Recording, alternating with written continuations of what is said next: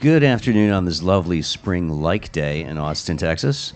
We're here to discuss a topic that's a little less sunny, cybersecurity, which it's funny when you look at how companies that are not actually in information security present themselves in that area, they kind of don't.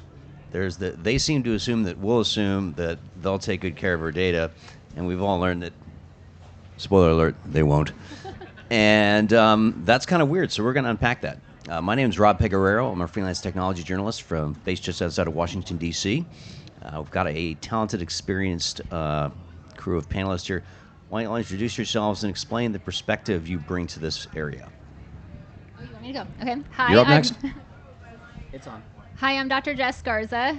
My experience that I bring, I've worked with DoD and Special Forces for the last 15 plus years. I also own my own company, Texas Performance Psychology, working with tactical athletes, senior executives, Fortune 500 companies, looking at manipulation techniques, vulnerabilities and risks, and how to optimize performance. Andy, you're up next. Hi, Andy Bennett. I've been in technology since 1996, and I usually like to joke that because I'm in security, I'm actually only 27. That's where the gray hair came from. I've had a number of really cool jobs. Currently, I'm the CTO and CISO of Apollo Information Systems. Before that, I was the deputy CISO for the state of Texas and all that implies. And then I also got the privilege of being a director of research at a university for digital forensics and cybersecurity for a long time. So I've gotten to play in a lot of different domains, and I'm excited about this topic. And I'm Zach Eikenberry, CEO of Hook Security. I actually come at this entire space with a liberal arts background. Before Hook Security, which specializes in training non-technical people to recognize online threats, I started 2 high schools and a middle school for entrepreneurs. So my background is in pedagogies and how people learn and the psychology that surrounds that. I have a history degree. Mine is international relations, so I have no academic credentials for my work whatsoever.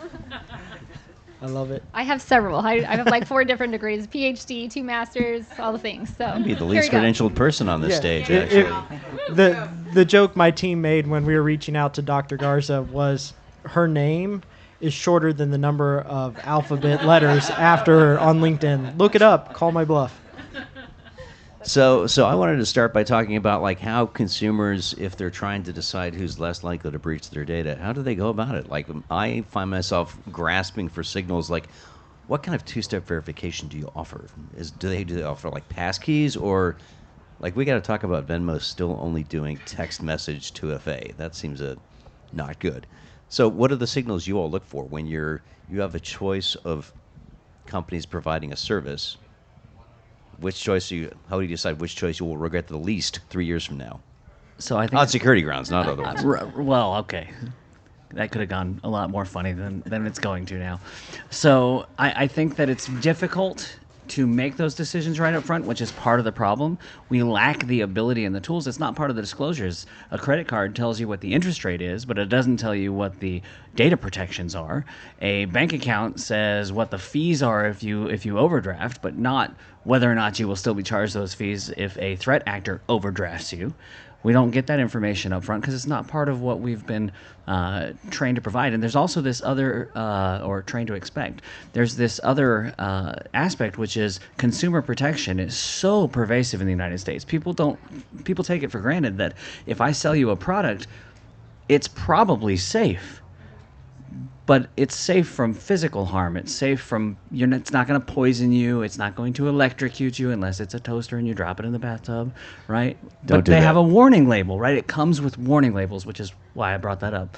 It has a warning label, and that's how you get labels, is somebody dropped it in a bathtub and bad things happen. But we still don't have cybersecurity warning labels, right? We don't have the same expectations in that space because the average person is more concerned with the interest rate than their safety because it hasn't been personalized enough. And so I think consumer safety is a wonderful thing, but it's non-existent in cybersecurity, and so it's very difficult to make those decisions, even for a well-informed person. Go ahead. Oh, I was going to say, well, what do you also think about the variability between that with companies as well? Because the regulations from state to local to federal, and the variability in that is extensive as well. So when we're talking about consumer knowledge, it's hard to even know, well, what does my state regulate? Because there is no warning label for the end user, the everyday customer. You want to jump in? Because I will talk. So that's another one of the issues, right? So privacy and cybersecurity to the average person ends up being the same thing, because you use the cybersecurity to ensure the privacy or provide the assurance that somebody actually cares about your privacy from a consumer perspective, right? So California has their privacy law, Texas has our variety of a privacy law, and so many other states have passed them, but there is no unified framework. So what you end up with is this patchwork of maybe responsibilities, but not actual responsibilities. And their hearts are in the right place because they try to do something with what they can, but I don't, just like true consumer protection, ubiquity for electrical faults, I don't think we're going to see what we need until the federal government, and I'm a Texan, I'm not a big fan of let's make new laws. Right. Let's be real, okay? The boots, I have them on, they're right here, they're real. But until we get to a place where we can develop and agree to a unified framework for these things, the problems will persist. So I think I answered your question. You did. As the token Washingtonian here, I apologize for the continued inaction of the United States Congress. As you should. I've been telling them to do this. They're Get just your not reading my together. stuff. I think that's a feature, not a bug. So we are in a sort of self-help regime, especially in those areas outside of finance, where at least the laws put the onus on the company. If somebody gets into your account and takes your money, the bank has to make you whole, which is nice. It's not the case in a lot of other fields. So can we think of companies that are actually good, that market to consumers, not the companies that show up at like Black Hat or DEF CON, that have found some way, without getting into the weeds or making promises that their lawyers will scowl at later on, that say, we get this, we take this seriously, and we'll probably not breach your data. If we do, we'll feel bad.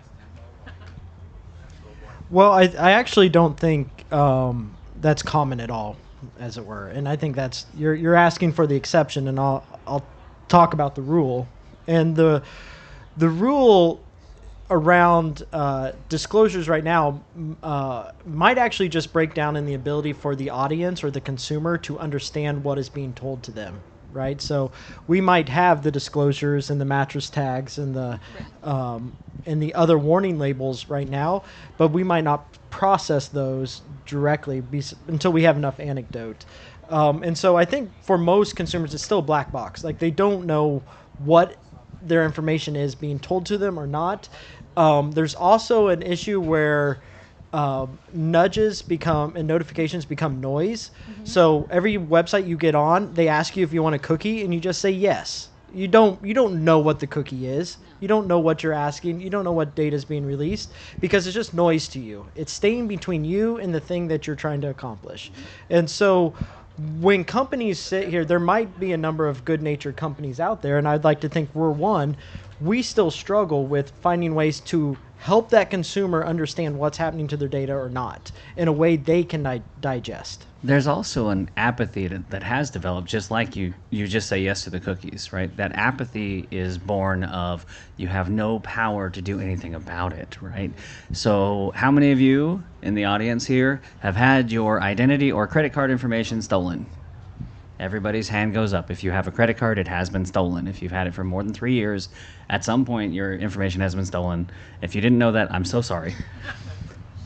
But it has. It has. You feel like there's nothing you can do, and in a lot of cases there isn't, except be vigilant, but you don't know what to look for. So that's another thing, and that your company might be able to help with that as a public advocacy campaign, perhaps. But on a personal example, my father was one that had identity theft, and we didn't know until we were getting onto a military installation for a graduation for a family member. And all of a sudden we see 6 MPs rushing to the front, and I'm like, what the hell is going on? My dad has a traumatic brain injury, so he also can't verbally, cognitively comprehend what's going on at the same time too. A gentleman had arrest in 4 different states, but had we not gone to have his federal background checked, like on post, we would not have known that his identity was taken, because he had never committed a crime that we knew of. Obviously, he didn't, but some other gentleman took the Social Security and his, date of birth and did a world number.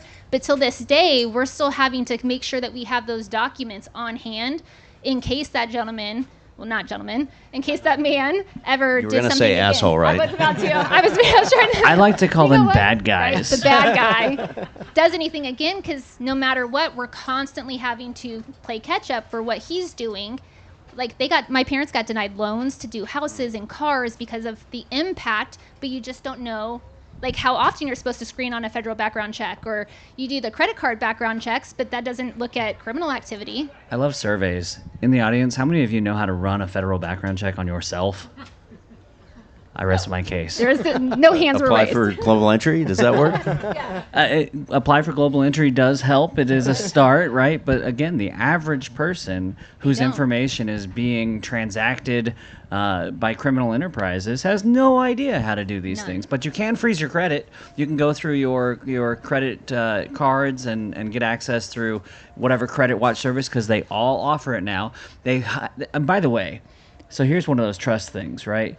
Apple is like, oh, we are focused on privacy, but they're not very good at telling you when they screw up. No. Just for the record. The credit cards, and Bank of America in specific. So you talked about how banks have to cover your losses if it was due to crime. They're like, oh, by the way, if you use our card in our accounts, you'll get all your money back if there's a criminal use of your account. Right. You were only liable for $50 to start with, just so you know. Yeah. But they've taken it and they've spun it to make sure that they can, since it's already a cost to them, that they can maximize some benefit. Mm-hmm. The credit card companies, they all have a credit monitoring service. If you just go and click it, it'll turn it right on. They also use that to get around their, I have to provide you credit monitoring because your information was breached, right? So now it's a feature, not a flaw. Exactly. So we talked about labels earlier. There is a proposal now moving forward through the Biden administration to have a voluntary security labeling program for, I don't want to call them smart home gadgets, connected home gadgets. Let's not give them too much credit. The cyber trust mark is what it's called. So the biggest questions I have about this are, number one, who's going to participate? Number two, how long will it take, like a Best Buy or an Amazon, to actually put this in the store displays so people will know to look for it? And how long will it stay valid after it's applied? Because Excellent question. That's the real issue with cybersecurity, right? Every single system that rolled off the line was secure the day it rolled off the line, the very, very first time. Every time you have a new API that hits the street, it's secure until it's not, right? Because we've been building these things for function, not security, and that started all the way back in the mainframe era. Right? We weren't building them because we wanted to make sure that nobody ever attacked them. We were building them so that we could do calculations, so that we can see pretty pictures and pictures of cats online. That's why we built them, right? And until somebody goes through the trouble of doing the research and finding a flaw that nobody was looking for when it was built, it's still secure, and that's the problem, because technically it's insecure already. We just don't know where. And then hoping that those same people aren't using that data to then sell to the bad guys, to then, because there's a lot of duality that happens too. Yeah, absolutely. One other question then. So one thing I've seen a little bit of progress, tiny, is when there's a new, connected home gadget, maybe they will tell you how long they'll ship updates for it. Because I know when Samsung first introduced a connected fridge at CES, you'd ask questions about how long will this get patches, and it's either word salad or awkward silence. Or what's a patch? That's not a good answer either. Not a good answer. Yeah, I was just commenting earlier. I'm a techno optimist, right? I do believe that embedded inside the problem of privacy and security is the answer to the problems we see. That the answer is going to be a better and smarter use of our technologies and allowing the maturation of our general population to catch up with that. Like I don't think the answer is to stop. I think the answer is more and better, and that does start at the consumer level, right? So the consumer goods are going to be the ones that help the businesses get to a point that they need to mature. So until you demand better protections, until you start doing business with an organization that has a trust mark and not with the one that does not, at scale, I don't think we're actually going to break through and start getting the right investments to better technologies. But I think it is possible, and I am somebody who believes in that future. For anybody that's watching and is with one of these companies, I've got a recommendation.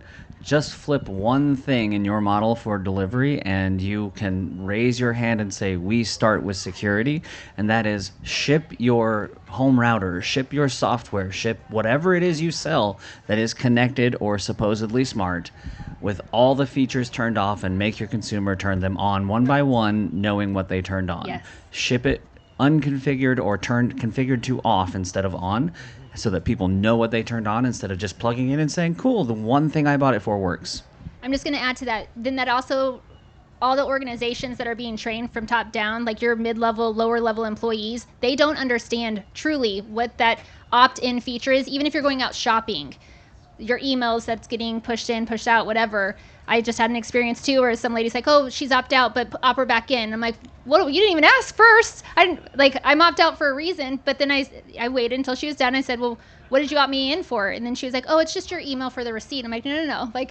But I'm trained to know, but the everyday user, you're giving out your phone number to put in for rewards because you think you're getting rewards, but there's so much that goes behind there. And so for the everyday consumer, I'd say, you're getting your privacy rights and the terms and agreements, read it from bottom up. There's so much information on the bottom of those term agreements. So when you get them, bottom up is the way to go because you really get the fine details on it. In security, we That's have a good saying, if it's free, you're the product. Yes. Let's take some questions from the audience. One question? Okay, you better make it a good one. There you go. So you were talking about everyday people learning about cybersecurity. Whose responsibility is it to teach them? The cyber companies, the people who are buying the products aren't going to probably teach them because they don't necessarily want you to know. They probably want to keep it undercover. So whose responsibility would you say it is to teach the everyday person? And as the journalist here, I have to say, me. I'm working on it. At some point, I'll figure it out. Give me enough practice. I'm getting a little bit better at it every year. Also, organizations like the National Cybersecurity Alliance, which is a taxpayer-funded organization with grants through the Department of Homeland Security and CISA.